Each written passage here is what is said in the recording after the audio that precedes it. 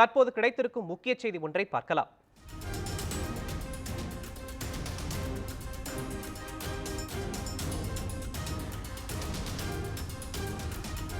பாஜக கூட்டணியில் தெலுங்கு தேசம் கட்சி இணைந்தது. முக்கிய செய்தியாக பார்த்து வருகிறோம். பாஜக கூட்டணியில் தெலுங்கு தேசம் கட்சி இணைந்துள்ளது.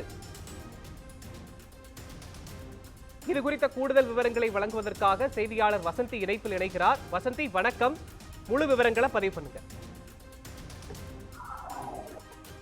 அதாவது இப்ப ஆந்திராவில் வரக்கூடிய ஏப்ரல் மாதத்துல சட்டமன்ற தேர்தல் மற்றும் நாடாளுமன்ற தேர்தல் ஆகிய இரு விஷயங்கள் நடக்க ஏற்படுகிற நிலையில ஆந்திராவில் பொறுத்த வரைக்கும் ஆளும் கட்சியும் எதிர்கட்சியும் மாறி மாறி பாஜகவுடன் கூட்டணிக்காக பேச்சுவார்த்தையில் ஈடுபட்டிருந்ததை கடந்த காலங்களில் பார்த்திருந்தோம். அடிப்படையில் பார்க்கும்போது தெலுங்கு தேச கட்சியின் தலைவரும் அதே போல எதிர்கட்சி தலைவராக இருக்கக்கூடிய சந்திரபாபு நாயுடு இரண்டு கட்டங்களாக பாஜகவுடன் கூட்டணி பேச்சுவார்த்தையில் ஈடுபட்டிருக்காரு. அந்த அடிப்படையில் தற்போது இந்த கூட்டணியானது உறுதி செய்யப்பட்டிருப்பதாக தகவல்கள் வெளியாகிருக்கிறது. குறிப்பாக 6 ஆண்டுகளுக்கு பிறகு பாஜகவுடன் தெலுங்கு தேசமானது தற்போது இணைந்திருக்கிறது என்பதைதான் காட்டுகிறது.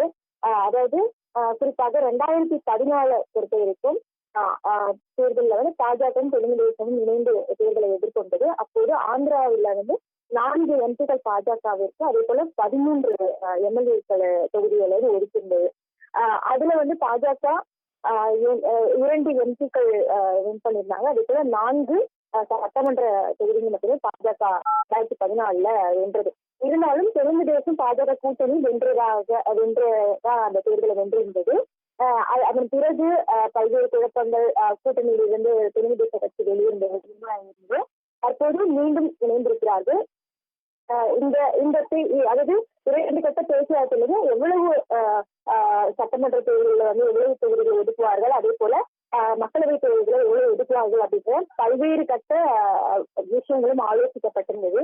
ஏன்னா ஏற்கனவே தற்போதைய தெலுங்கு தேச கட்சி கூட்டணியில வந்து ஜனசேனா அப்படின்ற கட்சியும் இருக்கிறது. அதே போல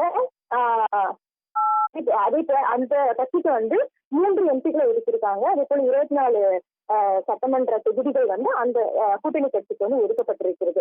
இதனால பாஜக கேட்ட தொகுதிகளை ஒதுக்க முடியாத ஒரு சூழல் ஏற்பட்டதுனாலதான் ஆலோசனை வந்து ரொம்ப நீண்ட ஆலோசனையா போயிட்டு இருந்தது.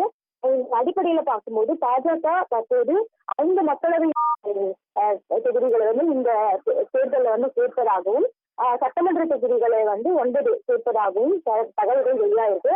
அதன் அடிப்படையில தெலுங்கு தேசம் எந்த மாதிரியான முடிவுகள் எடுக்க போது அது குறித்தான தகவல்கள் வந்து நமக்கு பின்னாடி வெளியாகும்.